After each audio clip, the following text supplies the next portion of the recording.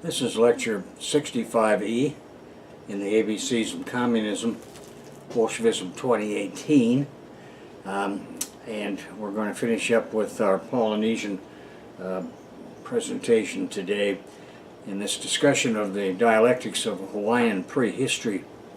Now, sometime in the 3 centuries prior to AD 300, Polynesian simple chieftain people arrived in the Hawaiian Islands, and they landed on the island of Oahu. Here and on the other Hawaiian Islands, they evolved into the stage of advanced theocratic chiefdoms, and then autochthonously into the slave stage as kingdoms. With the coming of white contact and the capitalist world system, the kingdoms were subsumed. The advent of scientific archaeology occurs in the 20th century, with T.G. Thrum, T-H-R-U-M, who compiled a catalog of Hawaiian temples, Heiau. That's pronounced He'a or Hei'o, as a 108 site list in 1906 and published it in the Hawaiian Annals in 1907.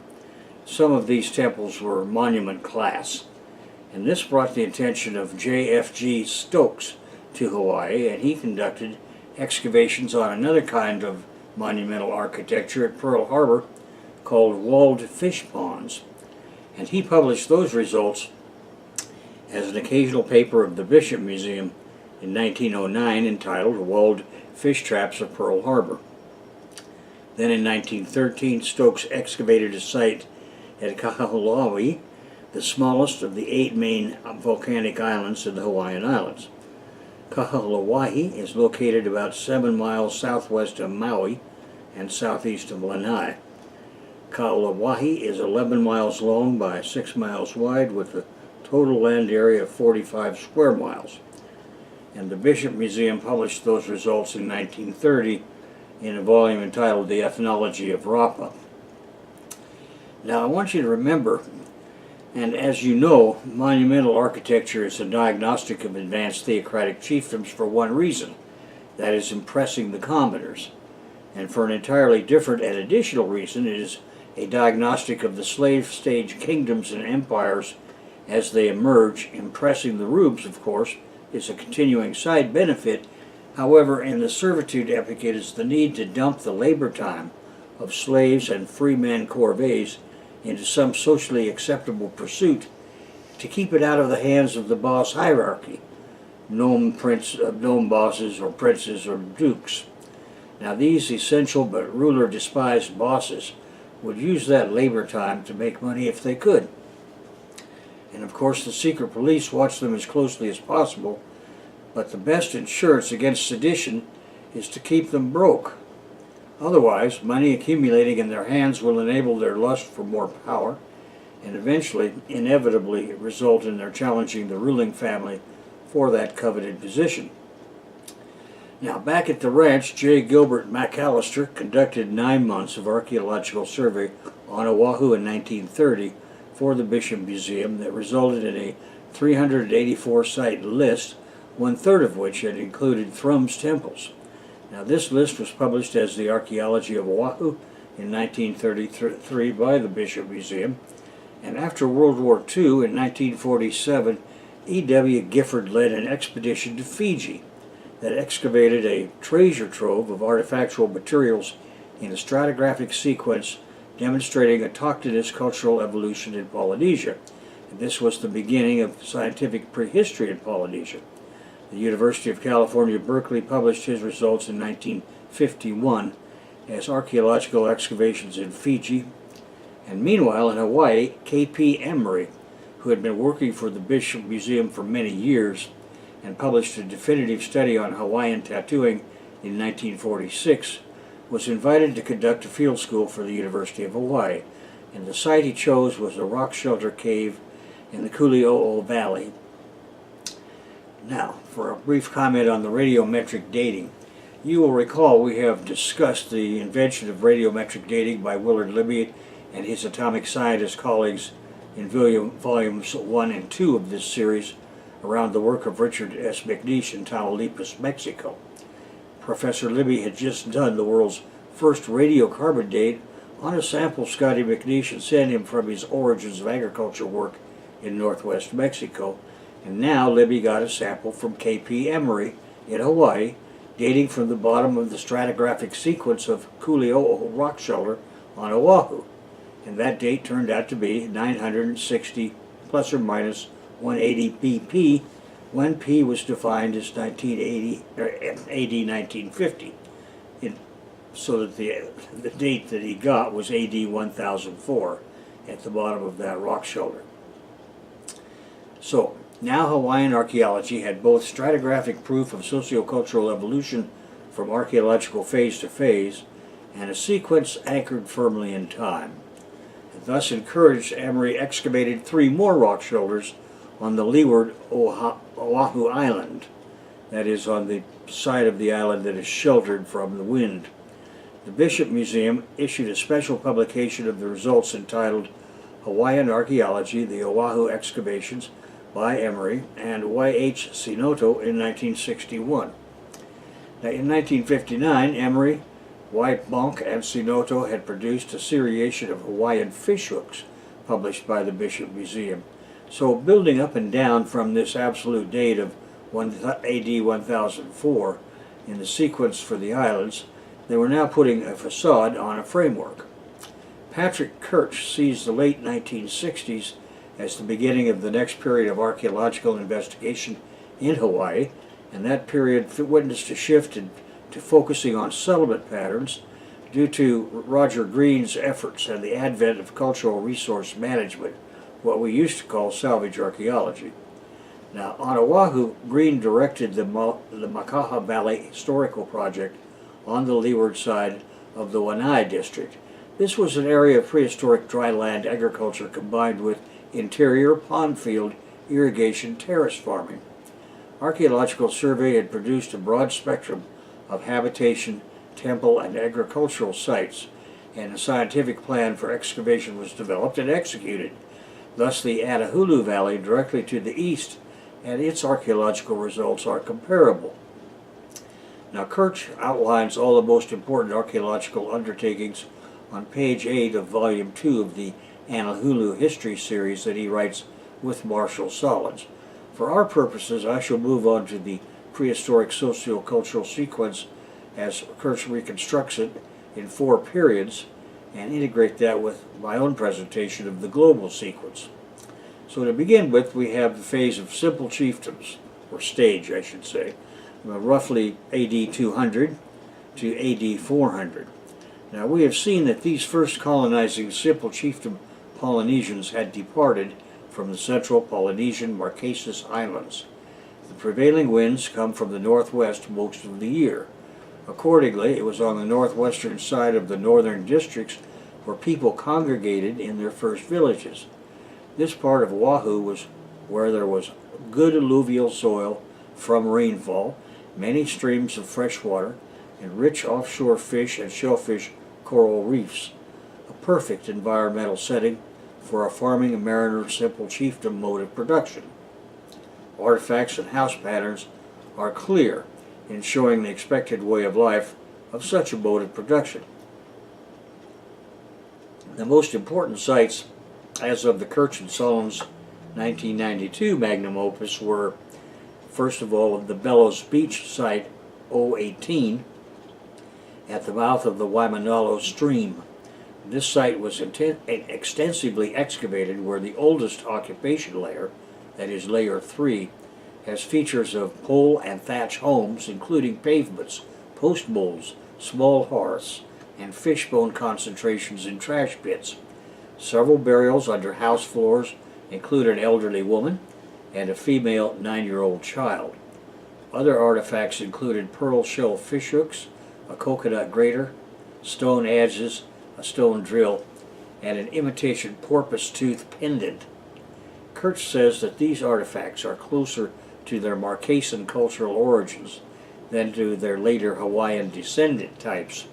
And accompanying these things in level 3 are the bones of pigs, dogs, and rats, that is, Rattus exulanus, proving the transfer of these animals from other Polynesian islands to Hawaii.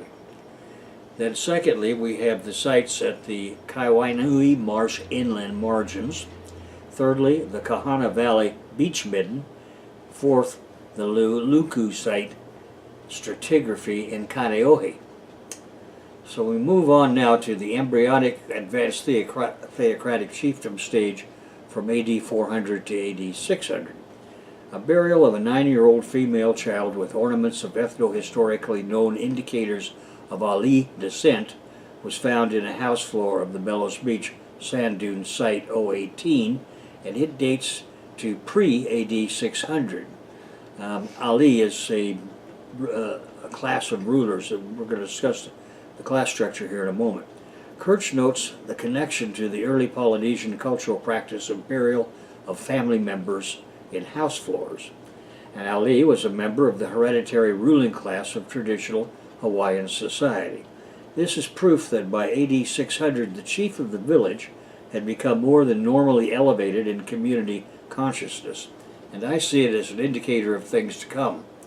After all, there had to be a period of psychosocial preparation in the ideological component, that is the superstructure of culture, for viewing the chiefly lineage as something special if society were to accept ATC status somewhere down the road.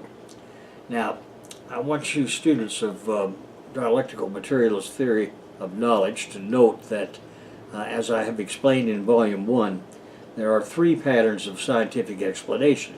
These are deductive, probabilistic, and historical patterns. The latter is sometimes called genetic, but I prefer the word or term historical, as genetic has so many other connotations in science, and historical fits well with our general theory of historical materialism.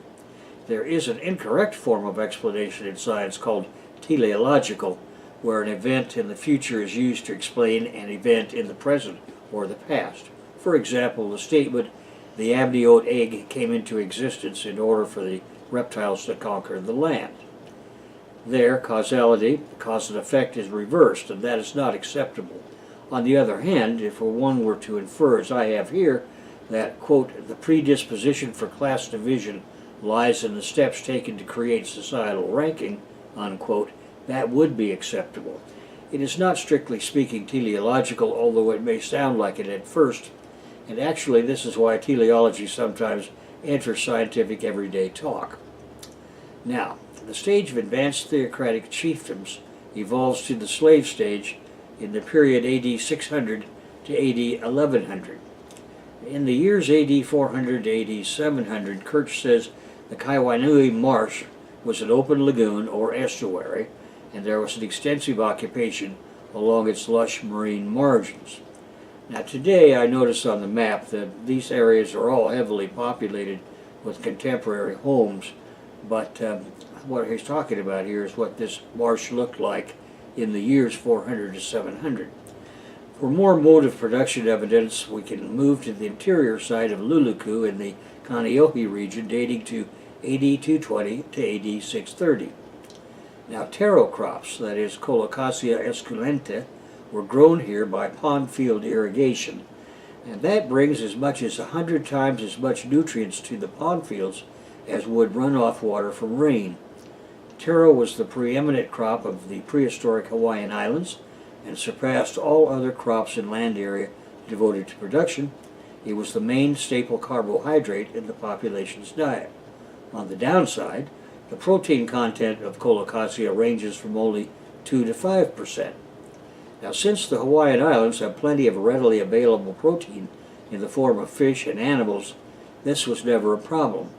So this taro has to be properly prepared to rid it of digestive irritants, and the taro root was eaten boiled, and its leaves were eaten as a delicacy, cooked with coconut milk, onion, and accompanied by meat or fish for protein.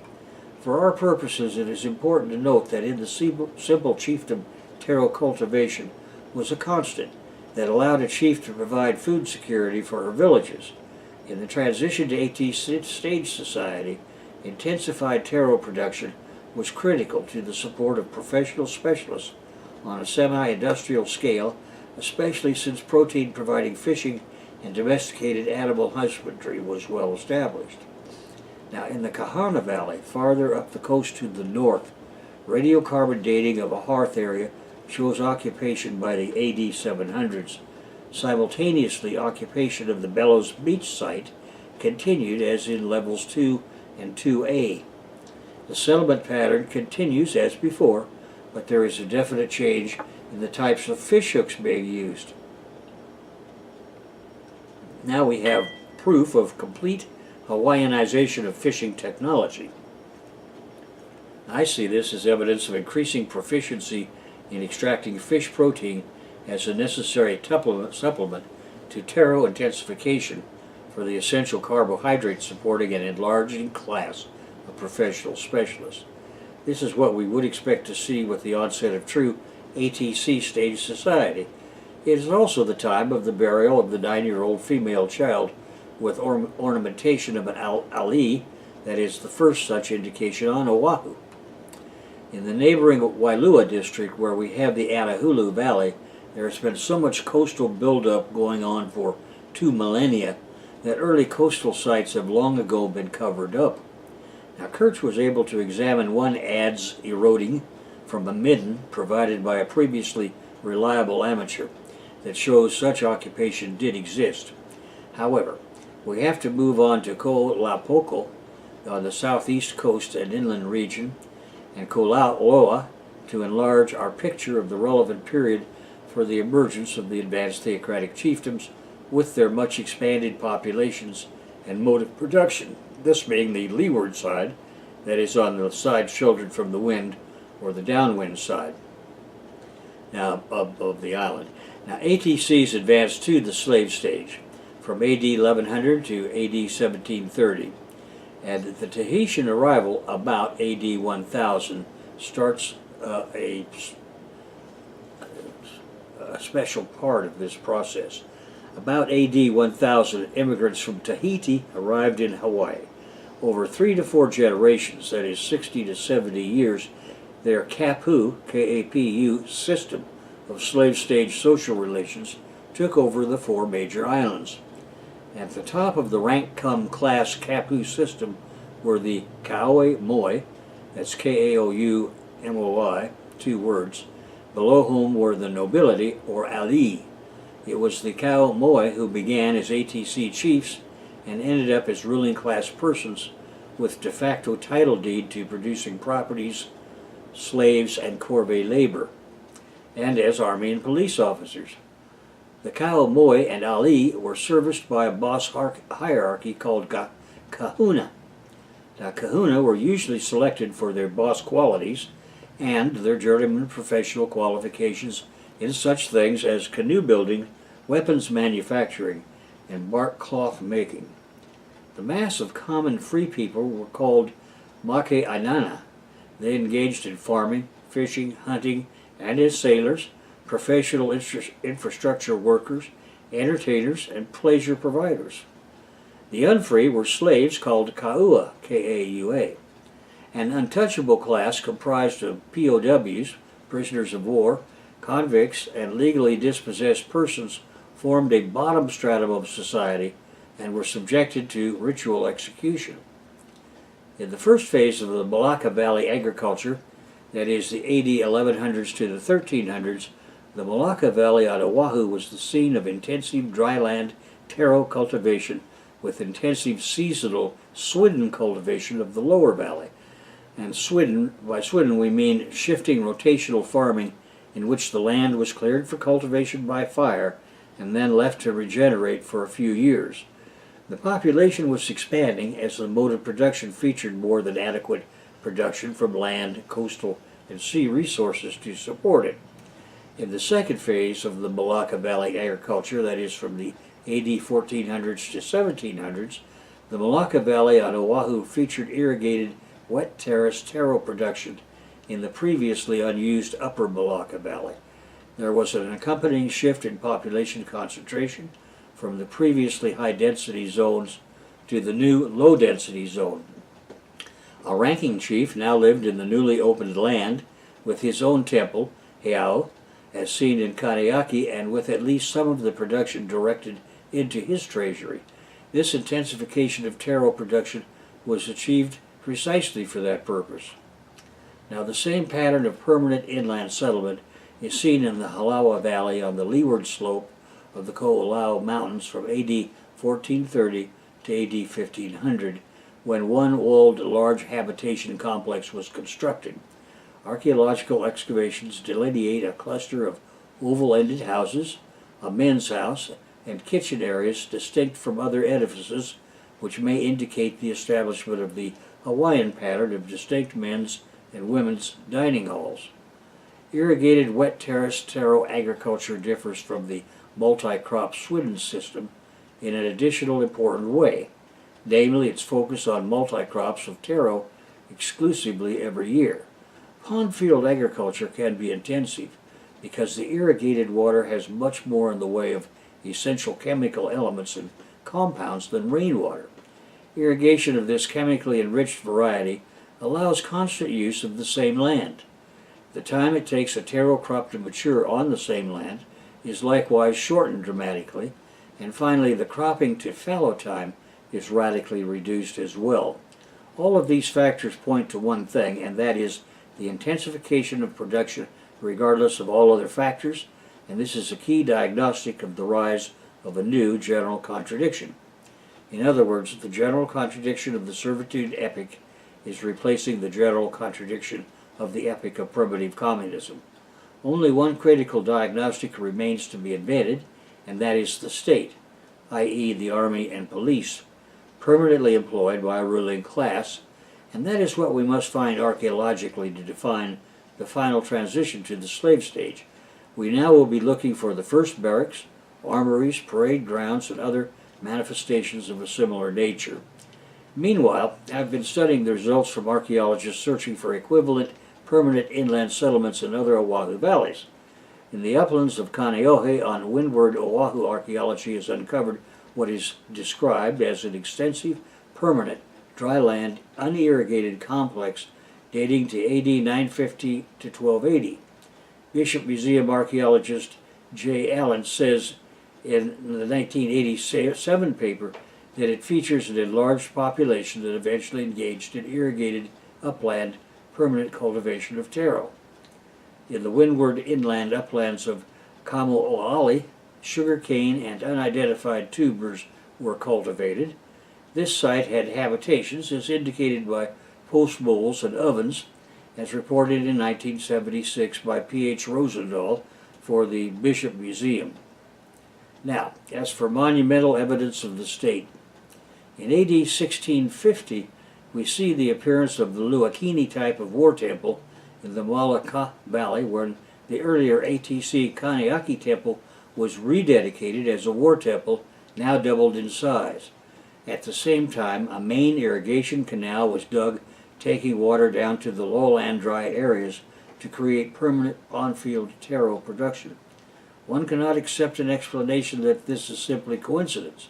The Luakini War Temple had to be a garrison intended to protect the canal, ensure the flow of water, discipline the labor force, and punish any would-be bandits. Local bosses never built Luakini structures. Only the king, who lived outside this or any other producing valley, could or would build such a garrison as the Luakini War Temple garrison complex. Other chiefs or Maka'ainana that tried to use this type of edifice were considered rebels and dealt with accordingly. Authorized war temple garrisons were usually built alongside coastlines in the interior of the land or on mountainsides, and the largest such temple garrison on Oahu was the 2-acre Pu'o-Mahuka edifice, whose delineated complex covers nearly 6 areas of land. Pu'o-Mahuka is the largest and oldest war temple garrison in all of Hawaii. Pu'o-Mahuka means Hill of Escape. It was built in the AD 1100s, and it is located on the Pupukea Ridge in the Waimea Valley overlooking Waimea Bay. This temple was considered the most powerful place for the biggest kahuna boss to reside while administering adjacent lands and agricultural workers. This temple was one of 2 sites where the wives of ATC chiefs and later kings could give birth. The temple covers a 6-acre site. Pu'u'omahuka features a low-walled platform type of temple with 2 smaller adjoining structures. Now, the Luakini of Mookini, Hawaii. Now, Muakini Haya, that is temple, is located in the Kohala Historical Site State Monument near the town of Hawaii, Hawi, on the island of Hawaii. It is one of the oldest and most sacred temples in the Hawaiian Islands, and for our purposes in searching for state origins, it was one of the first Luakini war temples in the islands. Oral history says that the temple was first built on the northernmost tip of the island of Hawaii sometime in the AD 400s by the high priest Mo'okini. Later oral tradition says that the current Hea was built on the older temple between AD 1200s and 1300s by Pahoa, a legendary priest in Hawaiian mythology. Pahoa is said to come from either Tahiti or Samoa. He introduced the Hawaiians to human sacrifice, the walled Hea, or walled temple, and several types of kapu. Kapu being the system of religious, political, and social laws that govern daily life. Pa'aoa was said to have lived near Mo'okini Hea and founded a lineage hierarchy of priests that served the Ali, Aikimoku, big boss of the island of Hawaii, through the early part of the AD 1800s. Ancient Hawaiians had many types of heiau, each with their own distinct function and use by particular segments of society. The heiau temples ranged in size from single upright stones to massive and complex structures. Larger temples were built by the Ali, boss chiefs, but the largest and most complex, the Luakini Heiau war temple, could only be constructed and dedicated by an Ahi-Aimoku, paramount chief or big boss. Luakini Heiau featured rituals involving human and animal sacrifice as part of the ideological dedication to violence for discipline and war and for the worship of its god Ku, Ku. Rituals performed at a Luakini Heiau highlighted the Ali-Aimoku's spiritual and economic, political, and social control over his lands and his authority over the life and death of his people. In short, the appearance of the Luakini War Temple is proof of the emergence of the state on a par with the barrack square and all of its accoutrements. Mo'okini Heiau was built on a Luakini Heiau in the shape of a parallelogram, 267 feet long on the west, 250 feet on the east, 135 feet on the north, and 112 feet on the south. Stone walls were made without any mortar, using a dry stacking technique to enclose the edifice. The walls are 10 feet wide at the base and tapered both inside and outside, varying in height from 7 to 14 feet. Hawaiian oral history says that the basalt rocks used to make the walls were passed hand by thousands of men. These men formed a line from the Nilui area 10 miles to the east to the site of the Mo'okini Heiau. The inside of the heiau contains a large stone platform in the northern end, with smaller platforms that once held thatched temple buildings scattered throughout the site. And outside of the heiau, on the north side, is the stone named Papa Nui Oleka, on which human flesh was separated from bones after the body had been used in ritual sacrifice. According to tradition, the Mo'okini Heiau was the primary place of worship in the northern Hawaii Islands. Now we come to the inter-island kingdom of Kamehameha I. In AD 1800, Mo'okini Heiau was the center of royal activity. It became King Kamehameha I's war temple. It housed his family's war god, Kukailimoku, before the transfer of the god to Kamehameha's new war temple at Pukohola, 21 miles down the coast near Kauai. Kamehameha's first son and heir, Liholiho, used Mo'okini Heiau in the same way as his father. In AD 1819, after his father's death, Liholiho ended the formalities of the kapu system and abolished that part of the Hawaiian religion that depended on temples. In spite of royal orders that the heiau be destroyed, Mo'okini and several other large heiau were spared. The extant boss hierarchy justified their preservation with the assertion that these places had acquired mana, spiritual energy, which protected them against human destruction. Approximately 2,000 feet to the south of the Mo'okini heiau is the Kamehameha First birth site, that is the Kapakai Royal Housing Complex. It was typical for an alii moku's housing complex to be near and associated with the Luakini heiau because of the Luakini's garrison protection role. Over the centuries, Kapakai served as the residence of alii moku when ceremonies were conducted in Mo'okini heiau. Religious ceremonies lasted several days and nights, and during this time, the alii moku and his high priest would leave the heiau for short periods to return to Kapakai. Kamehameha I was born in Kapakai Royal Housing Complex and later stayed there while conducting ceremonies in Mo'okini heiau. Now we come to the Wars of Unification. Kamehameha I was born around 1736 and died in 1819. He was the founder and first ruler of the inter-island kingdom of Hawaii. To get that kingdom built on the ruins of Hawaiian slave stage polities, he fought a succession of bloody wars on Hawaii's main islands. At the time of Kamehameha's birth, Keoa and his half-brother Kalani Opu'u were serving Alapa Inui, ruler of Hawaiian Islands. Alapa Inui had brought the brothers to his court after defeating both their fathers in the civil war that followed the death of the Keowaneaki Kalua Iokamoku. Concentrating the always plotting seditious nobility Versailles style is an often seen and here repeated pattern of the central regime. Keoa died while Kamehameha was young, so Kamehameha was raised in the court of his uncle Kalani Opu'u. The traditional mele chant of Keaka, wife of Alapainui, indicates that Kamehameha was born in the winter month of Ikua, or November. Alapainui had given the child, Kamehameha, to his wife Keaka and her sister Hakau for care after the ruler discovered the infant had survived. In AD 1782, Kalani Opu'u died. The kingship was then inherited by his son, Kiwala'o, and Kamehameha was given a prominent position as guardian of the Hawaiian god of war. Kuka Ilimoku, as well as control of the district of the Waipio Valley. Now the two cousins' relationship broke down early on when Kamehameha challenged his king and blocked with a group of chiefs from the Kona district. The 5 Kona chiefs supporting Kamehameha were Ke'omoku. Well, I give the names of all of them. I'm going to kind of skip it here because I don't think it'll mean that much to you. It's not easy. They're not easy to pronounce.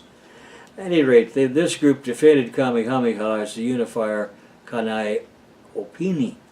Chiefs Kewahi Mahili, the Maho twins, Kiona, and several lesser nobles also rejected Kiwala'o as chief. The high chiefs of Kauai supported Kiwala'o, however.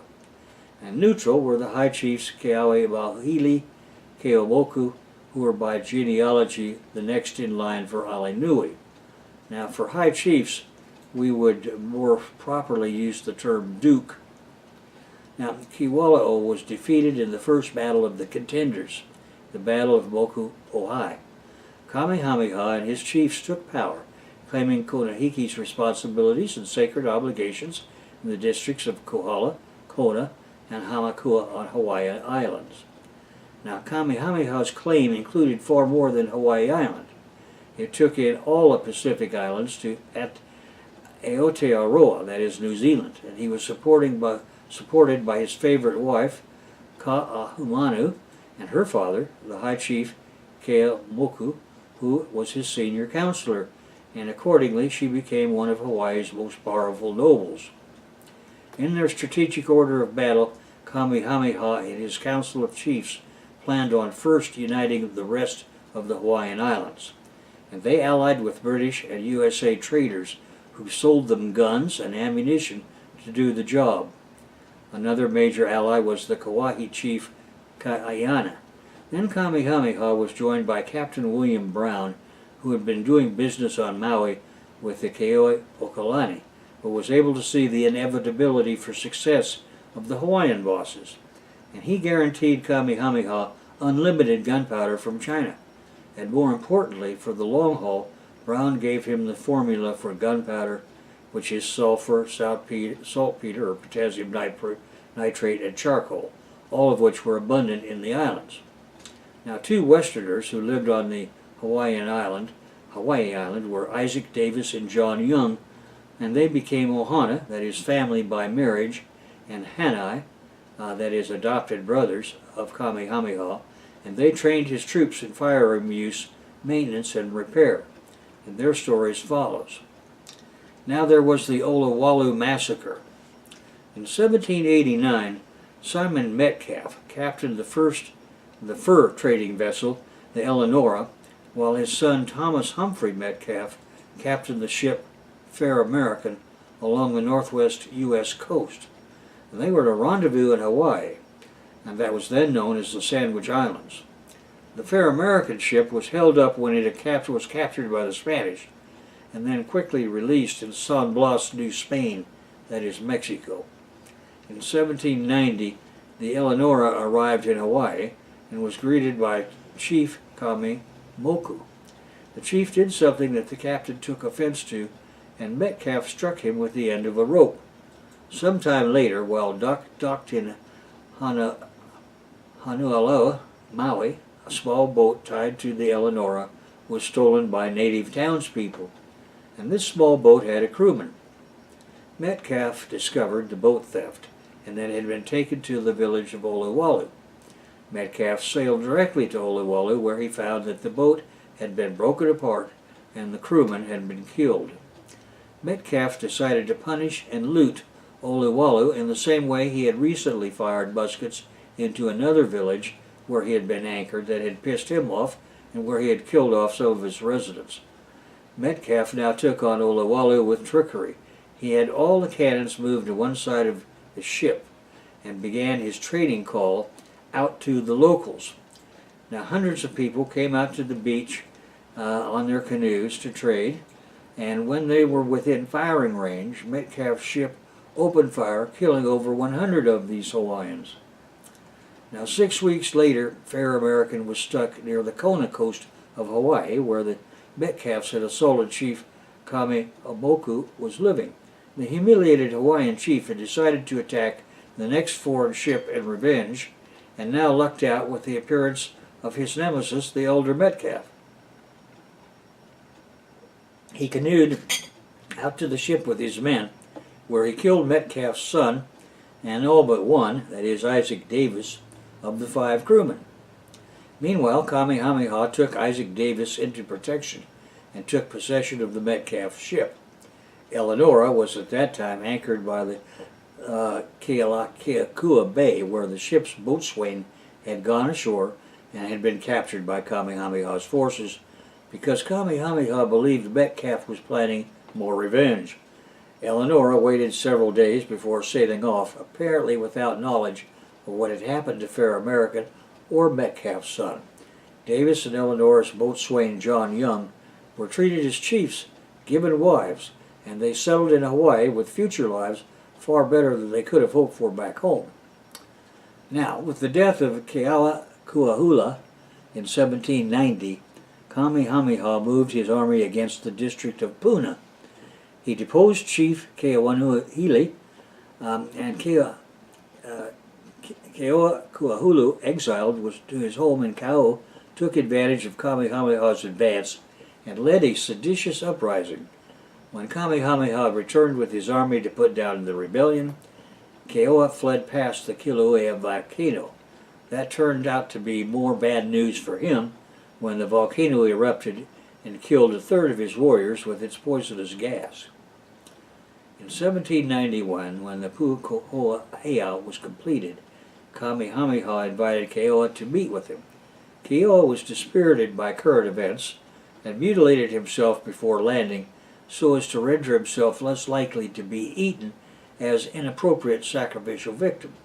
At any rate, as he stepped on shore, one of Kamehameha's chief threw a spear at him, and others shot him down with musket fire, and his bodyguards were quickly dispatched. With Keoa dead and his supporters captured or slain, Kamehameha became king of Hawaii Island. Now, on Maui and Oahu. In 1795, Kamehameha set sail with an armada of 960 war canoes and 10,000 soldiers. He quickly secured the lightly defended islands of Maui and Molokai at the Battle of Kauwila. In May of 1795, at the Battle of Nuuanu, he fought on the southern part of the island of Oahu, and it was the decisive battle in the final campaign of Kamehameha's wars to unify the Hawaiian Islands. He moved on to the island of Oahu, landing his troops at Waialae and Waikiki. Kamehameha did not know that one of his commanders, a high-ranking alii named Kaiana, had defected to Kalanikupule. Kaiana assisted in cutting notches into the Nuuanu Pali mountain ridge, and these notches, like those on castle turrets, were to serve as gun ports for Kalanikupule's cannon. In a series of skirmishes, Kamehameha's forces pushed Kalanikupule's men back until they were cornered on the Pali lookout. While Kamehameha moved on to Pali, his troops took heavy fire from the cannon.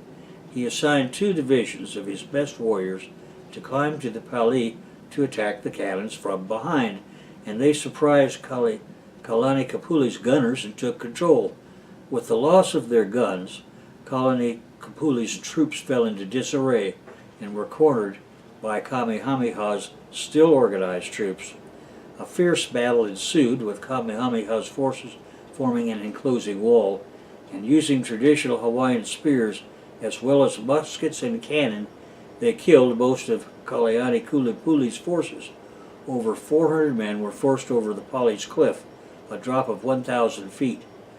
Kaiana was killed during the action, and Kalanikupule was later captured and sacrificed to Kuka Ilimoku. Now, as the chief, or Ali Anui, of the Hawaiian Islands, Kamehameha took steps to ensure the islands remained a united realm after his death. He unified the legal system. He used the products collected in taxes to promote trade with Europe and the United States. In the book, the origins of the law of the splintered paddle were derived from before the unification of the island of Hawaii. In 1782, during a raid, Kamehameha caught his foot in a rock. 2 local fishermen, fearful of the great warrior, hit Kamehameha hard on the head with a large paddle, which broke the paddle. Kamehameha was stunned and left for dead, allowing for the fisherman and his companion to escape. 12 years later, the same fishermen were brought before Kamehameha for punishment. The king instead blamed himself for attacking innocent people, gave the fishermen gifts of land, and set them free. He declared the new law, quote, "Let every elderly person, woman, and child lie by the roadside in safety," unquote. This influenced many subsequent humanitarian laws of war. Young and Davis became advisors to Kamehameha and provided him with advanced weapons that helped in combat. And Kamehameha was also a religious king and the holder of the war god Kuka Ilimoku. George Vancouver, noted that Kamehameha worshipped his gods and wooden images in a temple, but originally wanted to bring England's religion of Christianity to Hawaii. Missionaries were not sent from Great Britain because Kamehameha told Vancouver that the gods he worshipped were his gods with mana, and that through these gods Kamehameha had become supreme ruler over all of the islands. Witnessing Kamehameha's devotion, Vancouver decided against sending missionaries from England. On April 10th of 1810, King Kaumoali of Kauai became a vassal of Kamehameha, who therefore emerged as the sole sovereign of the unified Hawaiian Islands, Kauai being the last island brought into the new kingdom. Angry over the settlement, several chiefs plotted to kill Kama'ali with poison at the feast in his honor. However, Isaac Davis got word of this and warned the Kauai king, who escaped unharmed quietly before the dinner, and the poison meant for that king was given instead to Davis, who died suddenly. After about 1812, Kamehameha spent his time at Kamakahuna, a compound he built in Kailua Kona. As was the custom of the time, he took several wives and had many children, though he outlived half of them. When Kamehameha died on May 8th or 14th of 1819, his body was hidden by his trusted friends Huapili and Ho'olulu in the ancient custom called Hunakili, that is literally to hide in secret.